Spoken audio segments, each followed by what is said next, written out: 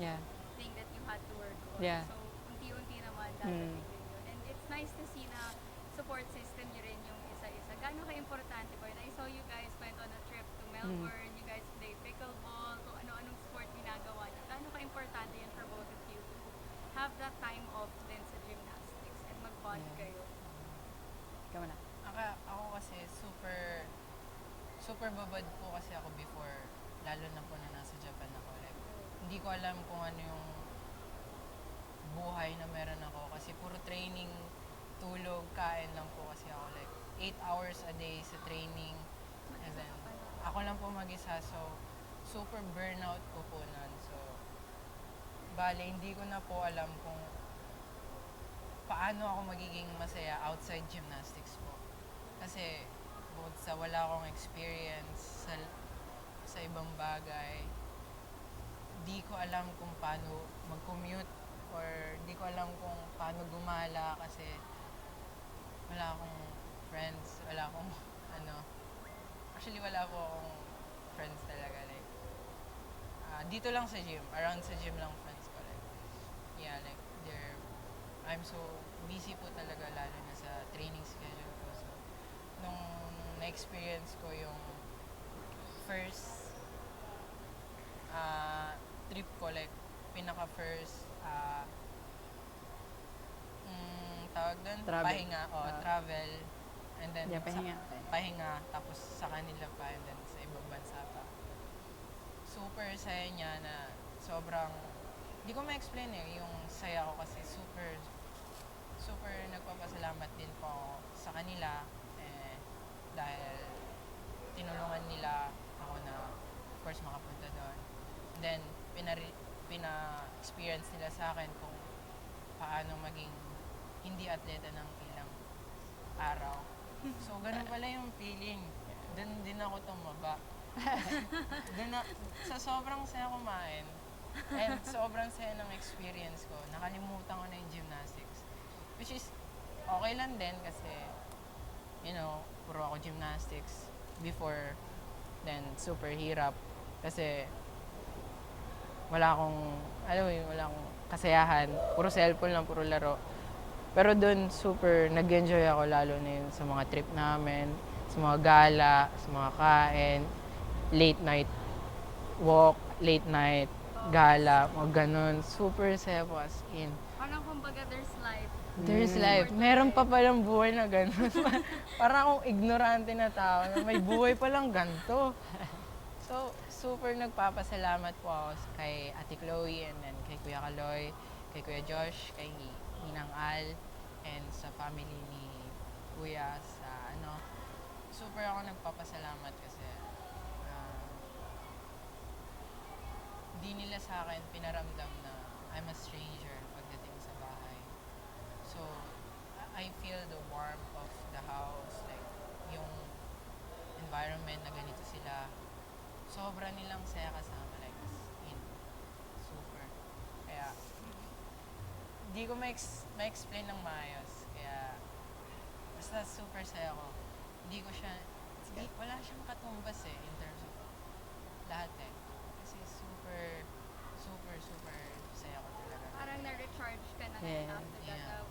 Motivated ka na ulit Yes to po. get Tapos, back to work. sila pag dinadown mo yung sarili mo, may sinasabi sila na instead of thinking that, you should think of this. Parang,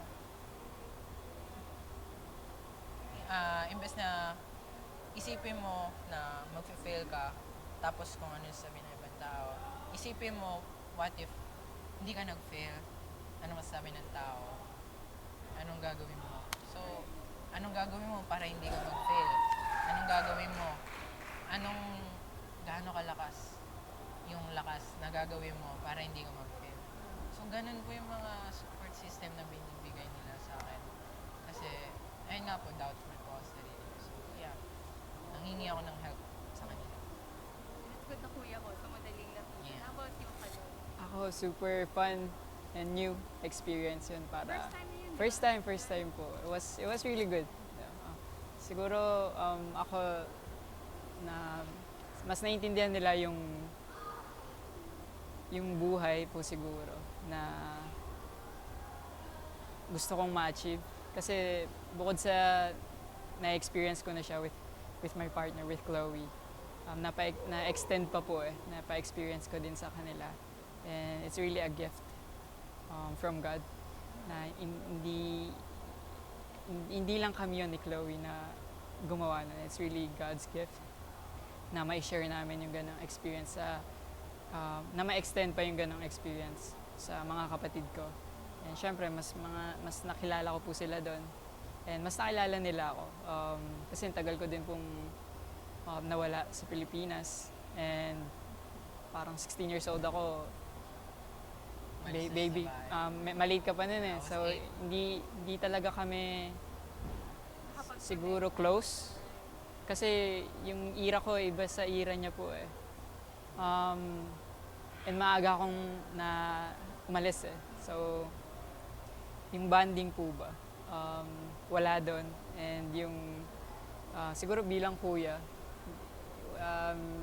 hindi tayo talaga nakapag-bonding. Pero yeah, yung time na yun na nagkaroon tayo ng travel, nagkaroon tayo ng trip together, was really fun and eye-opening also.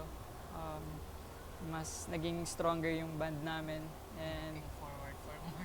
and Paparinig na siya kaloy. mas galingan muna natin. Yeah.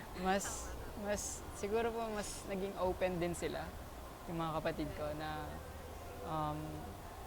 maintindihan kung ba't ako ganito, kung ba't ako ganun mag-isip, kung paano ako sa sports. Kasi ang nakikita lang nila po yung gymnastics ko. Hindi naman po nila nakita yung outside life ko. Magkaiba po yun na Carlos eh. Ayun siguro po yung gusto kong matutunan nila na sobra siyang magkaibang mundo.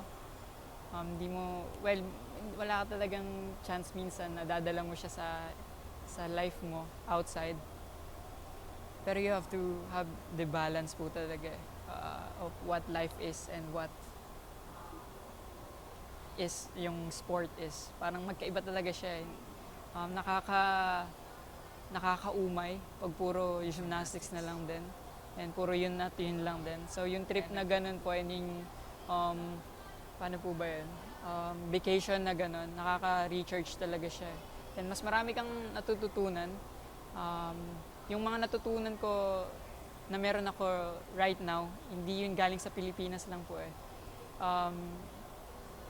Ayun yung essence ng travel po eh. Yung pag nag-travel ka, may makukuha ka talaga na bago eh. Yung lifestyle ng ibang tao, yung thinking ng ibang tao, yung culture na meron sila. Yung magagandang ganun, pwede mo iuwi yun dito eh. Pagbalik mo, ibang tao ka na ulit eh. And I feel like,